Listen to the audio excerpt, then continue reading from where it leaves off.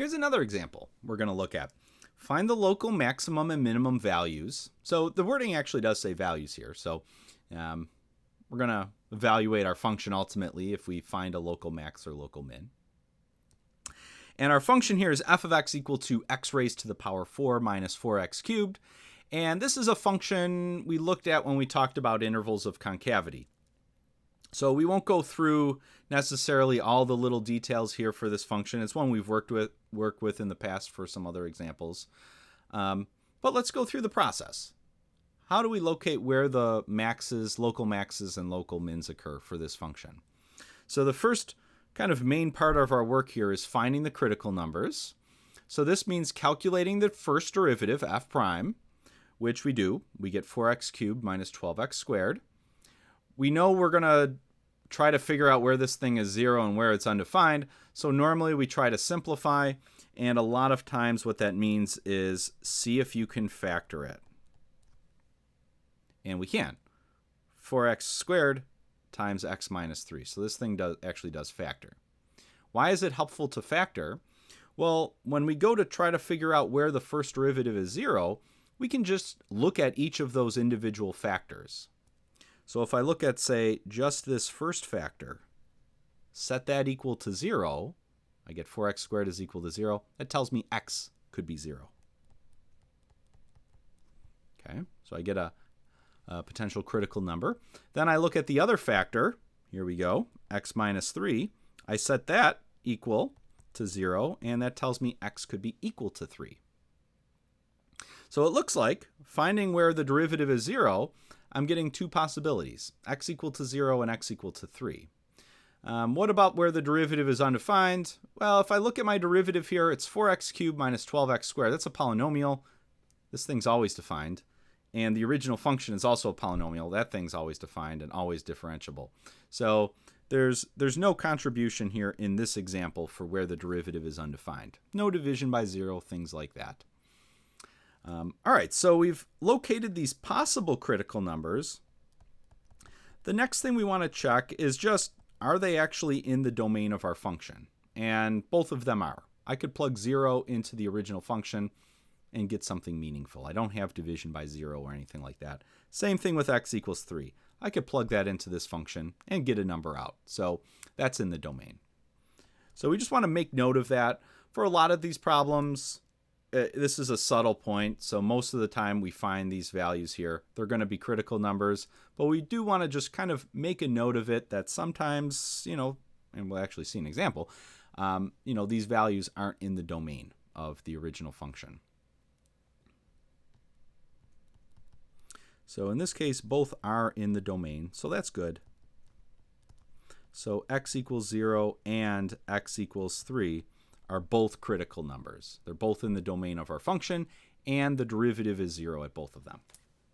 All right, so that gives us kind of two critical numbers to figure out, which one's a max, which one's a min, or maybe they're neither. And so we have options. We have options on how to classify them. We could either use the first derivative test, which involves a sign chart, or we could do the second derivative test, which involves calculating the second derivative and just plugging in. A lot of times, second derivative test is a little bit quicker. So let's try that, see what happens.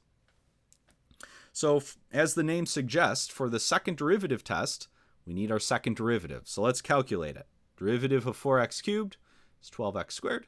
Derivative of minus 12x squared is negative 24x. And then we just plug in. From here, we just plug our two critical numbers in and see what we get. So let's start with 0. Let's plug 0, the first critical number we found, into this second derivative. And when we do that, what do we get? We get, 12 times 0 squared is 0. Minus 24 times 0 is 0. So when we plug this critical number, x equals 0, in to this second derivative, first term here is 0, the second term here is 0, and that means our second derivative test is inconclusive. So it doesn't work for 0.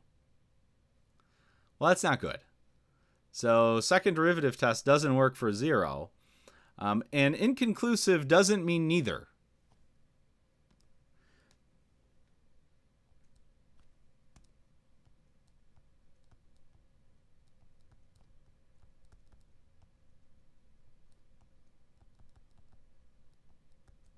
So if we're doing this, inconclusive just means we don't know. We have no idea what's happening there. It might be a max, it might be a min, it might be neither.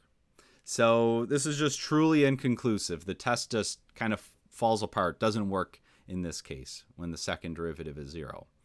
So just does not necessarily mean that, this is it's not a max or a min. All right, well, yeah, we have our second derivative. Let's plug 3 in, see what we get, just to test this out. So if I plug 3 in, I get 12 times 3 squared, which is 9, minus 24 times 3. And if I do this, I get what? 36? Positive 36? Again, it's not so much the number as the fact that it's positive. So positive means concave up. And if I draw in, it really helps to draw in that concave up shape. What is this telling us? Local min. So we have a local min at x equals 3. All right, so we are actually able to say we have a local min at x equals 3. Now we don't know what's happening at x equals 0. So we'll use the first derivative test for that. So let's do our sign chart. Plot our two critical numbers, x equals 0, x equals 3. That kind of splits up our number line, so we have the interval from minus infinity to 0, the interval from 0 to 3, and then the interval from 3 to infinity. And then we're going to look at the sign of f prime and see what that tells us about our original function f, just like we were doing the intervals of increase, decrease. If we want to find the sign on this first interval from minus infinity to 0, pick a test number, so maybe like -1. Go to our first derivative, use this factored version of our first derivative, and plug -1 in. So it's easier to use the factored version. And normally if we were doing the sign chart, we would list all these separate factors to kind of help us with our work. But let's take -1, our test number, plug it into this first piece. We get 4 times -1 squared, we get positive. When I plug -1 into this second piece, I get -1 minus 3. So I get -4. So I have a positive times a negative is negative.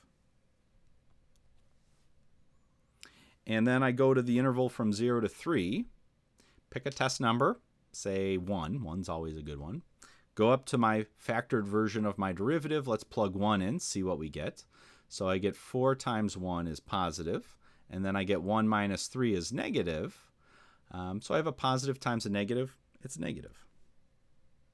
And really, this is all we need to kind of determine what's going on at x equals 0. Doesn't matter what's happening over here. We're really just interested in what's happening right around x equals 0. And what we're seeing is that the function is decreasing, and then the graph flattens out a little bit, and then it keeps on decreasing. So if I were to kind of sketch in what my graph would look like right around x equals 0, it would look something like this. Decreasing, and then it flattens out, and then it keeps decreasing. And so what we're seeing here is really this is neither. We don't have a sign change in f prime, so this is actually neither. So x equals 0 is not a max, and it's not a min. It's neither. We weren't able to tell that from the second derivative test. The second derivative test was inconclusive, meaning all bets were off. Anything could have happened at x equals 0. We just didn't have enough information here. So we went and did the first derivative test and found that at x equals 0, f prime doesn't change signs. So it goes from negative to negative, so it's neither. So we have neither max nor min at x equals 0. And so we have a local min at x equals 3. Nothing, well, I mean, not to say nothing of interest is happening at x equals 0, but it's not a max or a min. And so there is no local max for this function.